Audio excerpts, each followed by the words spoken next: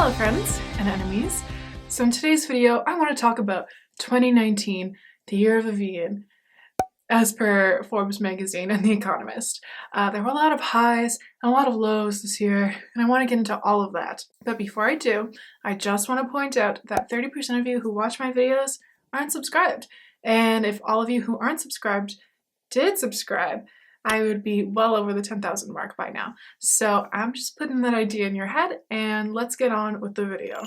So 2019, what a year. The Economist might have dubbed 2019 the year of the vegan, but I'd like to consider 2019 the year of the ex-vegan, at least in terms of YouTube.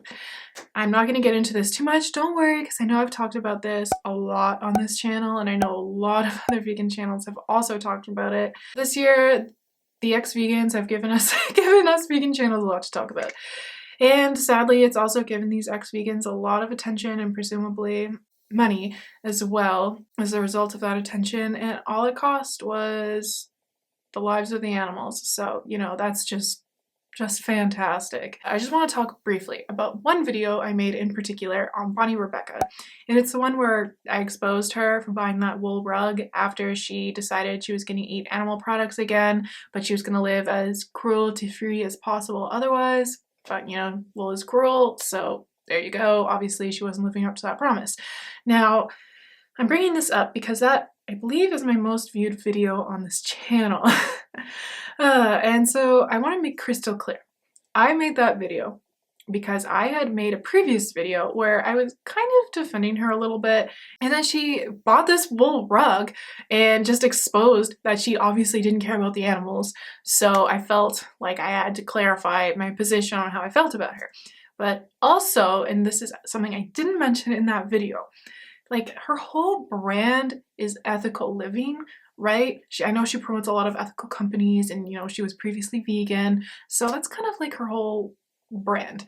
And so she bought this wool rug, and also it turns out she bought like these couches with feathers in them. So, you know, it just goes to show that she's a fraud, and she's tricking people into thinking that she cares to give them their attention and their money. So, you know, I made this video thinking it's going to help people. Like, they'll know not to give her their time and their money. A lot of people didn't view it that way. And the last thing I want to say is that I hate that video.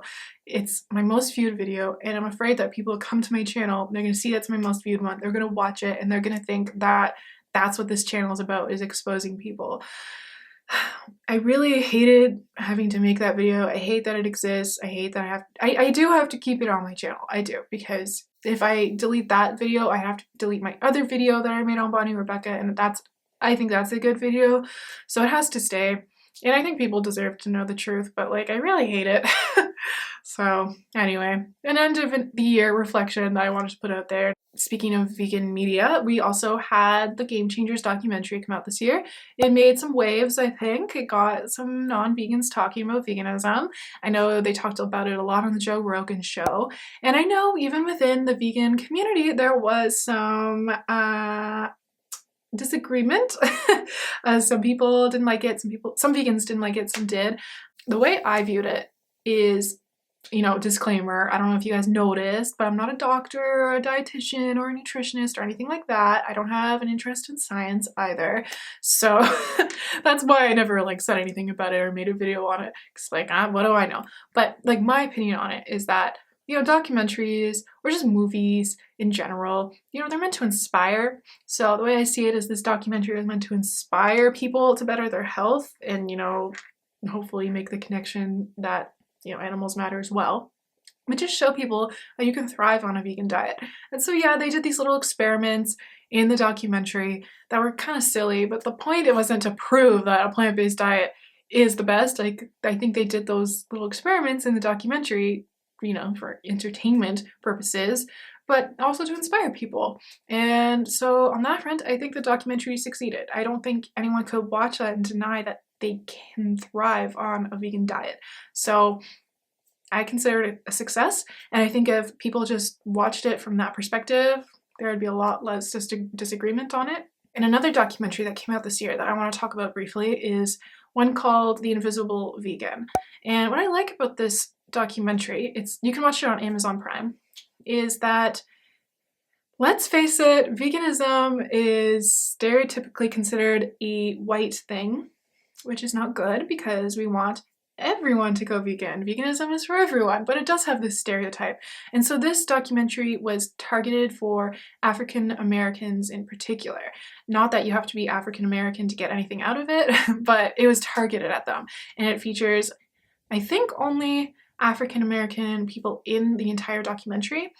Quick disclaimer, I was watching it on Amazon Prime and it was late at night and I was getting tired. So I got a little bit more than halfway through before I turned it off and went to bed. But the next day I tried to watch it again and I couldn't finish it because it wanted me to download this app to watch it, and like, I don't know anything about that. So I don't know. I never got to actually finish it for that weird technical reason, so I can only vouch for the first half. Okay, so if the second half goes in a weird direction, like, I don't know anything about that, but the first half I think is worth watching, because I also don't know if you guys noticed this, but like, I'm pretty white, and I'm also Canadian, so, you know, I definitely don't know very much about African American communities or culture. I found it very insightful into learning more about, you know, African American communities, and this documentary just really was making veganism appealing from that perspective. You know, it talks a lot about African American culture and their history, and really tried to make veganism fit and make sense within that perspective. With that being said, though, I want to make clear that even if veganism doesn't make sense to any given African American or literally any culture, like any white culture or Asian culture or whatever, even if like veganism doesn't make sense within that perspective to that person still has an obligation to go vegan. Everyone has an obligation to go vegan regardless of culture, though. The point of the documentary isn't to, you know, make veganism fit within that culture or that identity or community or history because that's the only way those people have an obligation to go vegan. It's just the less barriers to entry to veganism, the more people are going to go vegan. So rather than telling someone, forget your culture, it's super important to you and you put a lot of value in that, in these particular, like animal products in particular, but you need to give that up because you're morally obligated to. So while that's true, though, it's probably easier to get people to go vegan if you can say, hey, actually veganism fits within this identity or this history or this culture or whatever, and you don't have to give this thing that's so valuable to you to go vegan. So in an ideal world, we would say culture doesn't matter, go vegan, but like that's not going to resonate with people. People aren't going to do that. So meeting people where they are is really important, and that's what I liked about this documentary, is that they did that. They didn't really talk about the animals too much. It was mostly health-based, but I think this is a good documentary to just get people to dip their toes in. And I also just wanted to mention this documentary as well because, like I said, veganism has this stereotype of being a white thing, and let's be real, there's a lot of white influencers, a lot of white vegan community leaders, and, you know, that's fine. Like, I'm not saying if you're white you shouldn't get on the internet and talk about veganism, absolutely not. I'm just saying that we ought to be promoting people of color. We can't deny the power of just representation. Like, the more people of color we promote within our community, the less it's going to seem like a white thing, and I think that's powerful. So that's all well and great, right? You know, we had some cool documentaries. The ex-vegan thing was kind of a bummer, but like, let's talk numbers. How are things actually going? So I asked you guys on Instagram if you thought veganism had an overall positive year in 2019. 87% of you feel as though we did. You felt like 2019 was a positive year. I'm loving the optimism. But what about the numbers? Let's take a look. So one thing that I love looking at is Google Trends, because it just tracks what people are Googling, and Google Trends are a great way to know what people are thinking because it's unfiltered. It's just their raw, unfiltered thoughts. They just type it into the search bar. They Google things too sometimes that couldn't possibly result in any kind of useful information to them. I read this book on it, and just people would just Google their thoughts into the Google search bar, like, I love my girlfriend, or chocolate is great. It's like, what do you expect to get from that, you know? So when we look at Google Trends, we can really see what's on the minds of everyone in the world. Interest in the word vegan has been increasing over the past 5 years pretty steadily, but we'll also see that keto had a little moment in the past couple years. It surpassed veganism, but we can see that there's been a little bit of a drop, and hopefully that continues into 2020. But that's nice to see that we're ending 2019 with a drop in interest in keto, and veganism is steadily increasing. If you actually look at the spikes, you'll see that people become more interested in veganism around Thanksgiving, as well as actually all the other like diet groups that I've put in Google Trends. There's always a little spike around Thanksgiving, which is pretty interesting to see. But yeah, I think this is probably an overall positive thing. We saw that keto is maybe just a trend that's going to come and go, but veganism, looks like it's maybe here to stay. But let's talk real numbers. So according to The Economist, apparently a quarter of people in America aged 24 to 34 identify as either vegan or vegetarian. Now, this article was written by John Parker, and I couldn't actually find a source in the article for where he obtained this information, which is very annoying. So I've emailed him asking him for the source, and if he gets back to me, I'll let you know. Also, a survey done earlier in January this year found that almost 3% of residents of the UK identify as vegan. And if you look further into that, you'll find that 1/3 of those vegans are millennials, and that women outnumber men by a ratio of 5 to 1. Now, I look at this number, this disproportionate number of women being vegan over men, and I think like if we can make veganism just as appealing to men as it is for women, then we could increase our numbers by 66%, which is not insignificant. I think I'll probably make a video on it in the new year because I think this is super important. We need to make veganism as appealing to as many groups as possible. But basically, I don't want to hear about you guys, you men, complaining about not being able to find a vegan girlfriend, okay? If you think it's hard, try being a woman trying to find a vegan boyfriend. Unless you're a gay man, then in which case you're allowed to complain about not being able to find a vegan boyfriend. But everyone else, all you other fellas, I don't want to hear it. So as I mentioned earlier, I'm Canadian, and meat consumption per capita is actually decreasing in Canada. It seems unlikely to me that this is due to vegetarians or vegans, considering vegans consist of only 3 to 4% of the Canadian population, but it seems more likely to me that this meat consumption decrease is probably due to the fact that Canada is an aging population. When you get older, you eat less food, so that makes sense. Also, Canada did come out with the new food guide that really cut down on the amount of animal products. It even said, vegetarian, vegan diets are acceptable, and they really emphasized eating whole plant foods. So, that's probably also a contributing factor. I know that a lot of Canadians are self-identifying as flexitarians now. People are actively trying to reduce their meat intake, so that's probably a large contributing factor, that flexitarians are reducing the meat consumption rather than the vegans and the vegetarians. And while it's not the most encouraging thing ever, I think, we vegans would like to think that we're driving the decrease of meat consumption. I think the more our culture is pro-plant eating and more accepting of reducing meat consumption, like the more likely we are to create an environment where more people are likely to go vegan. So, there's this silver lining. What can I say? I'm an eternal optimist. I just say I'm an eternal optimist, but now I have to mention that I think a lot of us know this, but, the richer a country gets, the more meat they consume. So China, their meat consumption per capita is increasing as they become more and more wealthy.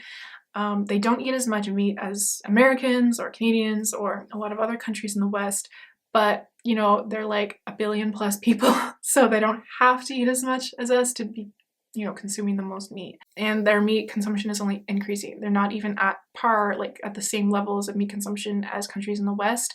So they're going to be able to increase a lot more. And I know that's a huge downer, but I think it's important to acknowledge. But let's maybe move on to something a bit lighter. Let's throw it way back to January 2nd or January 3rd, right in the beginning of 2019, to set the tone for the year, I think, for veganism. We had the Piers Morgan vegan sausage roll incident. For those of you who don't know what I'm talking about, Piers Morgan tabloid reporter in the UK. I just don't like calling him a reporter. I just feel like this man has zero credibility. Anyway, he basically had this temper tantrum on Twitter about these vegan sausage rolls by the company Greggs, because I guess he thinks people ought not to be vegan, that people ought to eat animal products. So he had this huge temper tantrum, and vegans and non-vegans all came together to talk about how ridiculous that was. And it actually all worked out because it gave these vegan sausage rolls a lot of promotion, and thus the sales for the vegan sausage rolls were really good. Thanks, Pierce. I guess you helped us vegans out. And I want to ask, for my UK viewers, or wherever these Greggs vegan sausage rolls are sold, have you tried them and are they good? I'm really curious to know. And another positive thing that happened this year, just very recently, I think it's a nice way to end the year, we found a plant-based source of vitamin B12. I know many non-vegans like to argue that, oh, I can't eat plants, I can't eat plant-based because I need vitamin B12 and I don't want to eat fortified foods or supplements. Well, now they can eat duckweed. Again, not that supplements, though, is a reason to not go vegan, but it's like I talked about, meeting people where they are. And duckweed seems super healthy, seems like a super food if you're into that kind of thing. Like I mentioned, I'm not really a science person. I learned this from Mike's channel, from Mike the Vegan. I'll link his video down below if you want to know more about that. And I thought that was just kind of fun, because now that's another stupid non-vegan argument we can just totally shut down. Like, you're concerned about B12? Eat some duckweed. It's really good for you anyways. So those are the vegan highlights that I could remember and took an interest in. Let me know down below if I forgot some things that you thought should have been on this list, or just things that you thought are noteworthy. Was this year, good for veganism? I think people were talking about veganism. Yeah, I think there was a lot of buzz about it. So maybe things aren't great, meat consumption is increasing worldwide, but I like to think we're working towards creating an environment where more people are going to go vegan. What can I say? Again, an eternal optimist. And my personal goals for my channel and myself in 2020 include just growing the channel, creating better, more informative, more engaging content for you guys, because I've said this before, but my mission statement is basically I want to create a channel where I've done some research, I'm presenting some facts and, my thoughts and my theories on that.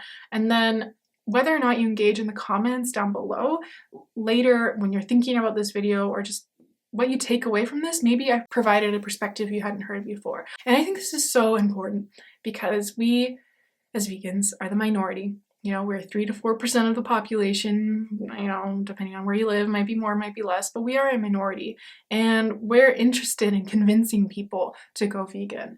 So we have to be smart.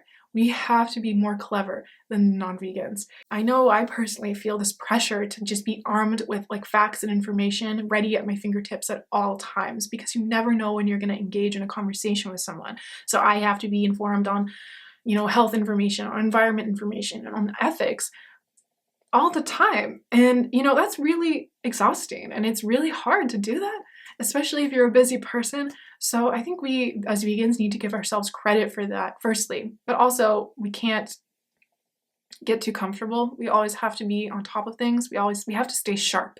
And so I think that's what I want to do with this channel. And not just for you guys. I'm not saying oh, I'm some great educator and I know everything about veganism. No, this channel also helps me stay sharp, and I'm learning hopefully you guys learn something from this channel. I don't want to presume that everyone who watches my channel learns something. What do I know, right? But I know that I learn a lot with every video I make, and I want to continue that in 2020 and make this channel better and bigger. And so let me know, you guys, what your New Year's resolutions are. I've heard that it's good to put it out there into the universe. Take that with a grain of salt. I'm not really that much of a believer in that, but couldn't hurt. Also, let me know what you thought the highlights of 2019 were for veganism, both on the internet and in the real world. Let me know what kind of videos you would like to see in the new year. That would be very helpful for me because it's really hard to gauge what you guys want to see. Feel free to follow me on my Instagram if you want to, see my Instagram feed, but also if you want to partake in future polls. I'm going to do one for every video. And I think that's it. Yeah, okay. Thank you so much for watching. I'm hoping to get this video uploaded before the new year, so if I succeeded in that, I'll see you next year. If it's already the new year when you're watching this, I'll see you later then.